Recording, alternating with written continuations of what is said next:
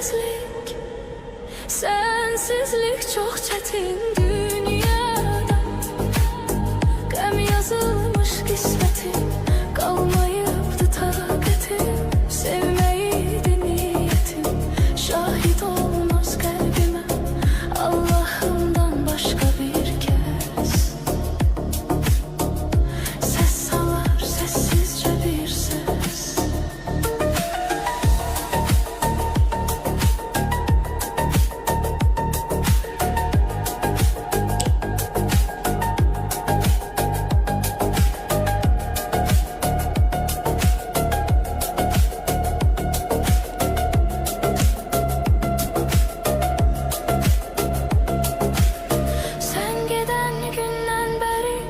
Vəsfedir sözlər səni, ruhum ardıncan gələr, kölgə tək iz.